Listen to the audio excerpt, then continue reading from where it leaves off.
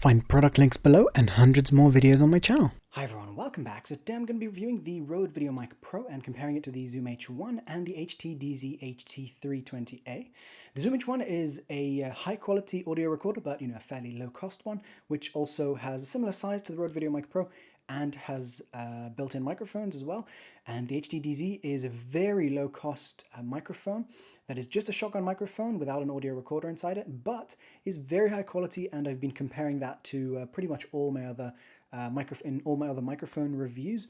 So of course I wanted to review it, to compare it here as well. So first of all, we're going to look at the audio quality, and then later on we'll take a look at the build and the uses of the Rode Videomic Pro. So first of all, audio quality. What you're hearing right now is coming from the Videomic Pro.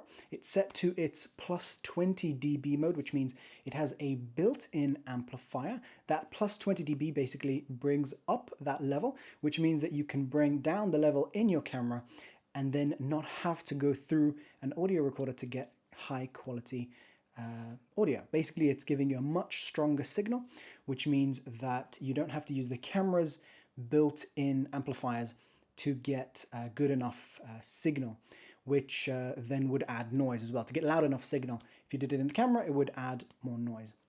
So right now it's plugged into the 5D Mark III, which is recording at +1 volume, which is the lowest it will go. And that is giving us a very, very nice and clean audio quality. And right now I'm about 1 foot away from the microphones, and in a minute we'll be switching over to the other ones as well and see how those sound.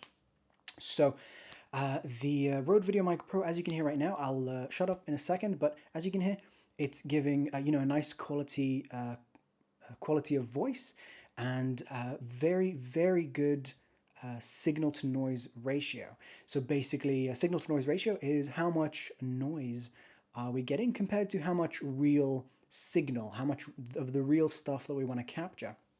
So if I shut up for a second, of course you should maybe have some headphones on or something to really hear the difference here, but or some good speakers.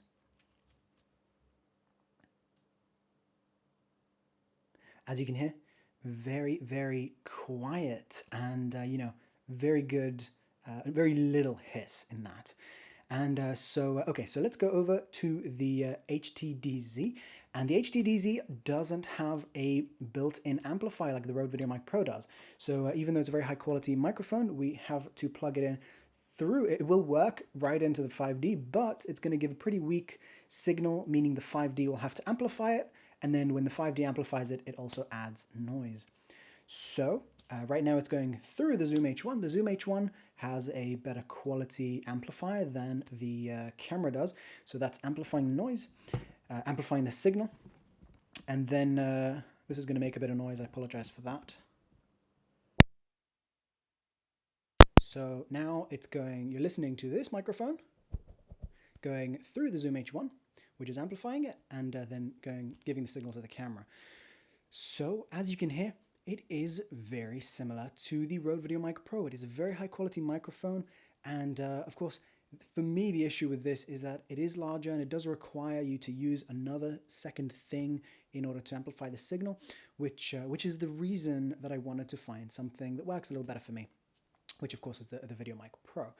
And so it does have a very, very good quality audio, considering its extremely low price. Now, the Rode Videomic Pro is actually a little bit cleaner, has a little bit of a cleaner signal compared to the HTDZ, from what I have heard.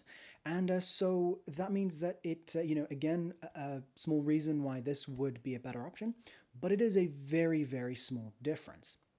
And now, so I'll shut up for a second so you can hear the silence.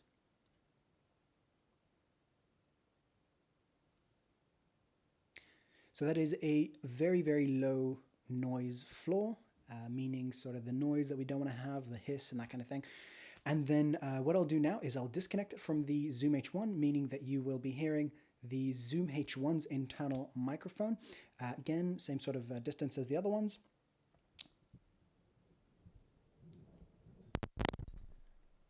Okay. So this is the Zoom H1. Now this is an audio recorder which has built-in microphones. Now these are not shotgun microphones like these two, meaning they're not as directional. So these are still good quality microphones, but they may pick up more noise from the environment compared to these two. It's not going to be a huge difference, but it's going to be a difference. So that's one of the reasons why we're not putting these things directly. Usually we're not using these things directly as the microphone unless, work in a very quiet environment that doesn't have things that the noise can bounce off of and give sort of echo and things like that. So that's the things that we're trying to avoid by using shotgun microphones. We want to get as much of the noise from here and as little as of the noise from everywhere else. So the Zoom H1 is great. Some of the things that I don't like about it is that it doesn't last nearly as long battery-wise as the other two. The other two will last for, I don't know, like 100 hours or however long they're rated for. Very, very long. The Zoom H1 will last for a few hours if you're lucky. Meaning I can't just place it somewhere and leave it there and just know that it's running continuously. I do need to check it and make sure that it's recording. So for me, that's actually, quite a big issue. Of course, it is something that you will find on a lot of audio recorders, some of them better than others, but this one, not quite enough time. I would like something that would run for at least a day, but of course, it is a budget option. So yeah. Now I will still keep the Zoom H1 because when I need to have a recording somewhere where I can't run a cable directly to the camera, or something that's completely separate to the camera, or a backup recording, then of course the Zoom is a great thing to have. And so because it's a low-cost audio recorder, it is a great addition. So let's listen to the noise floor now. Again, very low noise. And so, these are all very high quality microphones, some of the best that I've seen, but I am not a professional audio recorder, meaning I'm not using microphones that cost hundreds of pounds. So there are better microphones, I'm sure, but within the sort of £100 plus range and below, these are absolutely amazing. By the way, the prices are about £20 or so, up to about £80, and then a brand new one of these is about £150. You can get a little bit cheaper on eBay. So okay, so now that I've discussed all of those things, let's get over to the actual usage and quality, build quality and stuff like that of the Rode Videomic Pro. So the Videomic Pro has mostly things that I like. The build quality, unfortunately, is not amazing. It's something that you're going to want to be as careful with as your lenses. It does feel quite fragile. Here is the mic itself, and then this is a dead cat windscreen, sort of a fluffy fur windscreen, on top of the not very useful foam windscreen that comes with the Videomic Pro. And then here's the microphone itself. The plastic build here it's fine, not great. It's good that it's plastic because it is very, very lightweight, considering how much other systems weigh, like this plus this is much bigger and heavier than this, whereas this, I think most of the weight is just the battery. And so really nice, good, decent quality build, just slightly more fragile at the sort of base, the shock mount. So, like for example, I bought this one secondhand and it was already cracked. I don't know how much effort it took to crack that, but I don't think very much. So the mount here is fine. I would have preferred if this thing was square, so that I could mount it sideways on my camera, because personally, I sometimes want to record audio when I'm standing next to my camera. So if I want to point this sideways, I have to add a little adapter here to allow me to turn it. Not a huge issue, won't matter for most people. And of course, most people won't even be using it on the camera, or a lot of the time, you'll be using it off camera with an extension cable because you want to get it quite close to your subject to get the maximum amount of signal to noise ratio. So I like that it comes with a cable. It feels a little bit thin, but it's fine. It doesn't feel like it's going to really easily rip. And it has a really nice quality connector, which is good. And the battery compartment, I think, could be better. It's not that it's not that easy to change batteries. I mean, it's fine. You have to sort of push it sideways and then the battery can come out. It's fine, not a huge issue, but I have seen much better battery closing systems than this. And okay, so then of course we have over here we have the different modes, which is -10, 0, and +20 dB. And then we have the off, on, and on with the low cut filter on, which is what we had earlier.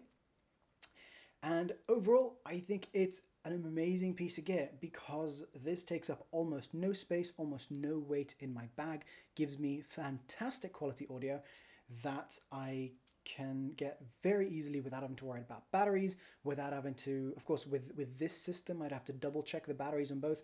On this one, I don't even have a battery indicator, so I'd have to have like a separate thing to check the batteries or just swap it out because I don't even know if it's going to run out.